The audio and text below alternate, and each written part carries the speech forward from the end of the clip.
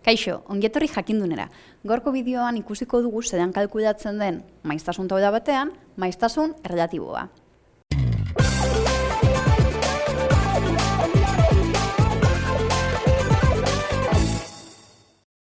Maiztasun erlatiboa kalkulatzeko, maiztasun absolutua izan behar dugu aurretik, bai? Kasu honetan gure taulan badaukagu maiztasun absolutua. Zelan kalkulatzen dugu maiztasun erlatiboa? Formulatze honekin.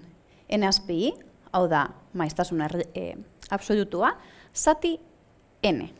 Zer da N hau? N hau da maiztasun absolutu guztien batura. Edo, bestera batera izan da, ditugun datu guztiak. Bai?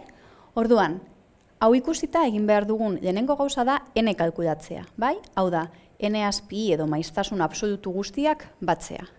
Bai, orduan, zutabe honetan jarriko dugu N berdin eta egingo dugu batuketa, bai? 2 gehi dau 6, 6 eta 3 bederatzi, gehi dau 13, gehi 7 hogei, 26, 29, 30, 36, 40. Beraz, gure N 40 da, bai? Bale. Orain, egin behar dugun gauza bakarra dagokion F-i edo maiztasun erlatiboa ateratzeko da, dagokion maiztasun absolutuari zatitu 40, bai? Orduan, hau kalkulu horri batean edo kalkulagailuarekin egingo duzue, bai? Kasu honetan izango litzateke 2 zati 40, hemen, lau zati 40, 3 zati 40, bai? Ni joango naiz emaitzak apuntatzen, bai? Zuek kalkulagailuz edo kalkulu horriarekin egiten baduzue, ziurtatzeko ondo dituzue da emaitzak, bate?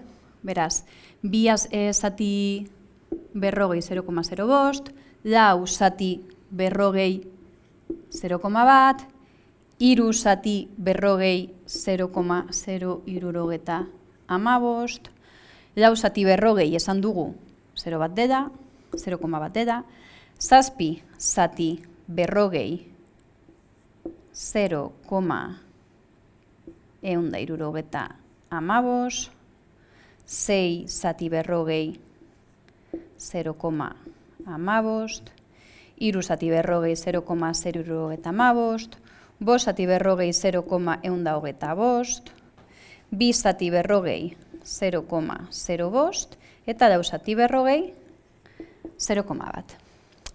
Ze aukera dituzue egiaztatzeko egin dituzuen kalkuluak ondo daudela?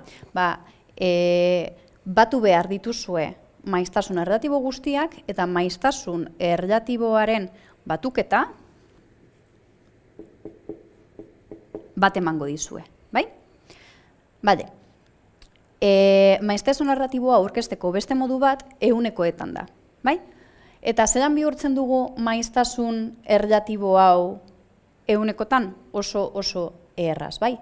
Maiztasun erlatiboa bider ehun da maiztasun erlatiboa ehunekotan, bai? Ez doakan misterio askorik, beraz egingo dugun gauza bakarra da, dagokion maiztasun erlatiboa bider ehun, bai? Orduan, kasu honetan izango dugu 5, 10, 7,5, 10, 17,5, 15, 7,5, 12,5, 5 eta 10. Eta gauza bera, zelan konprobatu dezakezue ondo egin duzuela kalkulu hauek, edo ez aretela nahaztu, gehiketa egiten baduzue, ehun emango dizue. Hau esan da guztia, gogoratu, bai YouTubeen, bai web orrialdean jarraitu jakindun.